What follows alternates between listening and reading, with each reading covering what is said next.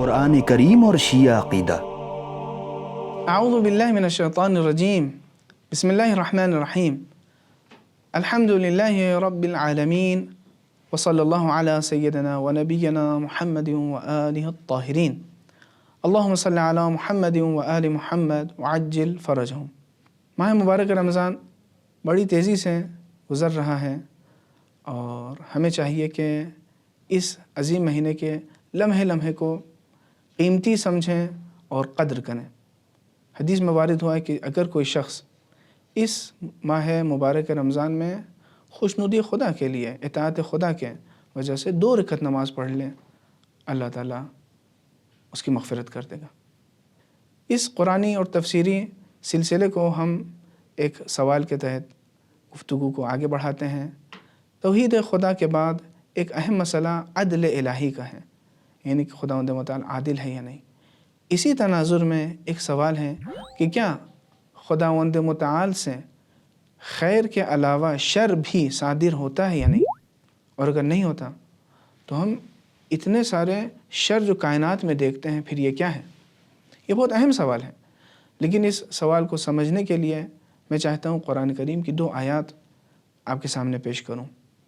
پہلی آیت سورہ مبارکہ نساء کی ہے، آیت نمبر 78، جس میں ارشاد ہو رہا ہے ما اصابک من حسنۃ فمن اللہ وما اصابک من سیئۃ فمن نفسک وارسلناک للناس رسولا وکفی باللہ شہیدا۔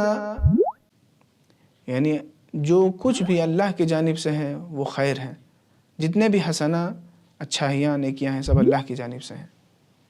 وما اصابک من سیئۃ، اور جو برائیاں ہیں، جو تم تک کوئی برائی پہنچتی ہیں، یہ تمہارے نفس کی وجہ سے ہے۔ وارسلناک للناس رسولا، اے رسول ہم نے آپ کو رسول بنا کر بھیجا، اور شہادت کے لیے، گواہی کے لیے اللہ تعالیٰ کی ذات کافی ہے۔ ایک اور آیت سورہ سجدہ کی ہے، سورہ حامیم سجدہ، آیت نمبر 7، جس میں ارشاد ہو رہا ہے الذی احسن کل شیء خلقہ وبدأ خلق الانسان من طین۔ اللہ تعالیٰ نے ہر شے کو بہترین انداز سے خلق کیا، پیدا کیا، اور انسان کی خلقت کی ابتدا مٹی سے ہوئی۔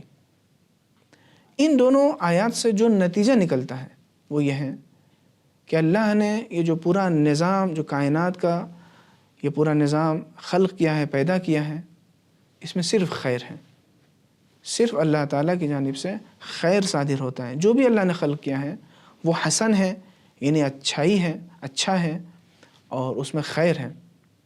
اسی لیے اس کائنات کو نظام احسن کہا جاتا ہے، یعنی بہترین خلقت کا نظام۔ تو پھر یہ شر کا تصور کہاں سے پیدا ہوتا ہے؟ تو اس سوال کو ہم 4 باتوں کے ضمن میں، 4 باتوں کے ذیل میں بیان کریں گے۔ دیکھیے، پہلی بات یہ ہے کہ شر کا تصور جو ہمارے ذہنوں میں ہے، یہ شر کی اپنی اصلی کوئی حقیقت نہیں ہے، بلکہ خیر کے نہ ہونے کو ہمارا ذہن شر کا نام دے دیتا ہے۔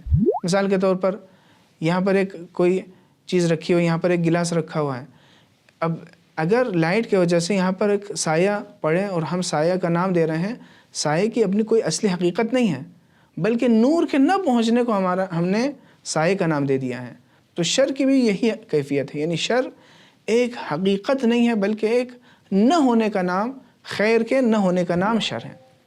دوسری بات یہ ہے کہ ہم شر کو اپنے اعتبار سے، اپنے مزاج کے مطابق اور اپنی ضرورتوں کے مطابق سمجھتے ہیں، لہٰذا ممکن ہے کہ ایک چیز کسی شخص کے لیے خیر ہو اور وہی چیز بعینہ دوسرے کے لیے شر ہو۔ مثال کے طور پر بارش، جب پانی برستا ہے آسمان سے تو یقیناً یہ بارش کا برسنا، یہ پانی رحمت ہے، لیکن اگر کسی نے اپنے گھر کی چھت کو اچھے سے نہ بنایا ہو، پانی گھر کے اندر تک پہنچے اور زحمت کا باعث بن جائے تو اس کے لیے تو یہ شر ہے، لیکن حقیقت میں یہ شر نہیں ہے۔ یہی پانی کسانوں کے لیے اور بہت سے لوگوں کے لیے، جانوروں کے لیے مفید ہے اور سبب حیات ہے۔ یا مثال کے طور پر پانی برسنا، جب بارش ہوتی ہے تو ممکن ہے ایک شخص ہو، کوزہ گر ہو، جس نے مٹی سے مختلف برتن تیار کیا ہو اور ایسی جگہ پہ رکھا ہو کہ بارش کے پہنچنے سے اسے نقصان پہنچے، تو اس کے لیے تو یہ سبب زحمت ہے، لیکن اصل بارش میں رحمت ہے، زحمت نہیں ہے۔ تو یہ ہم شر کو اپنے اپنے مطابق پرکھتے ہیں، ہم حقیقت میں اپنے نفس کو، اپنے وجود کو اور اپنی ضرورتوں کو معیار بناتے ہیں اور اس معیار کے مطابق خیر اور شر کا فیصلہ کرتے ہیں۔ بہت سی چیزیں ایسی ہیں جنہیں ہم ظاہراً نقصان دہ سمجھتے ہیں یا شر سمجھتے ہیں، لیکن اصل میں حقیقت میں اس میں ان چیزوں میں بہت سی مفید چیزیں بھی ہوتی ہیں جن کا علم شاید ہم نہ رکھتے ہوں۔ تیسری بات، شر اور بلا یا مصیبت سے کبھی کبھی غافل انسان آگاہ ہوتا ہے، متذکر ہوتا ہے، متنبہ ہوتا ہے، یعنی خواب غفلت سے بیدار ہو جاتا ہے۔ کبھی کبھی ایسا بھی ہوتا ہے کہ جب تک انسان نعمتوں میں غرق ہو اس وقت تک اسے اس نعمت کی قدر نہیں ہوتی ہے۔ جب انسان اندھیروں میں گرفتار ہو جاتا ہے تب اسے اجالے کی قدر و قیمت کا انداز اور احساس ہوتا ہے۔ اسی لیے جب تک انسان بھوکا نہیں رہتا اس وقت تک اسے غذا کی اہمیت کا احساس نہیں ہوتا۔ اس کو ہم اس ماہ مبارک رمضان میں حالت روزہ میں بخوبی سمجھ سکتے ہیں کہ جب ہمیں بھوک اور پیاس کا احساس ہوتا ہے کہ پانی کا ملنا، سیرابی اور غذا کی فراہمی کتنی بڑی نعمت ہے۔ اسی لیے جب تک انسان صحت مند ہوتا ہے اس وقت تک اسے اپنی اس تندرستی اور صحت کی قدر نہیں ہوتی، احساس نہیں ہوتا کہ یہ بھی کوئی ایک نعمت ہے۔ خدا نخواستہ جب انسان کسی بیماری میں گرفتار ہوتا ہے اس وقت اسے احساس ہوتا ہے کہ کتنی بڑی نعمت تھی جس سے ہم اس وقت محروم ہو گئے ہیں۔ اور اس سلسلے میں آخری بات وہ یہ ہے کہ بہت سی مصیبتیں، بلا یا جنہیں ہم اپنے الفاظ میں شر کہتے ہیں، یہ خود ہمارے اعمال کا نتیجہ ہے۔ یعنی کبھی کبھی مصیبت گناہوں کی وجہ سے ہوتی ہیں۔ دعائے کمیل میں ہم پڑھتے ہیں اللہم اغفر لی الذنوب التی تنزل البلا، کہ معبود ان گناہوں کو معاف فرما کہ جن کی وجہ سے بلا نازل ہوتا ہے۔ لہٰذا بلا کا نزول اصل میں اگر دیکھیں تو خود ہم ہیں، یعنی ہمارے گناہ ہیں، انسانوں کے گناہ ہیں کہ جن کی وجہ سے بلائیں نازل ہوتی ہیں۔ ظہر الفساد فی البر والبحر بما کسبت ایدی الناس، سورہ مبارکہ روم آیت نمبر 41۔ امید ہے کہ انشاءاللہ یہ پروگرام بھی آپ کے لیے مفید واقع ہوا ہو، اور یہیں پہ ہم دعا بھی کرتے ہیں کہ خداوند متعال تمام شرور، آفات اور بلاؤں سے تمام مومنین کو محفوظ فرما۔ والسلام علیکم ورحمۃ اللہ وبرکاتہ۔ ناظرین گرامی، امید ہے آج کا درس آپ کو پسند آیا ہوگا۔ حاضر ہے آج کا سوال، سورہ سجدہ کی آیت نمبر 7 کا کیا پیغام ہے؟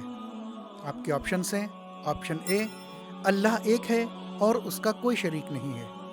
آپشن بی، اللہ کسی پر بھی ظلم نہیں کرتا۔ آپشن سی، اللہ نے تمام کائنات کو بہترین طریقے سے خلق کیا ہے۔ یا آپشن ڈی، اللہ کسی کا محتاج نہیں ہے اور سب اس کے محتاج ہیں۔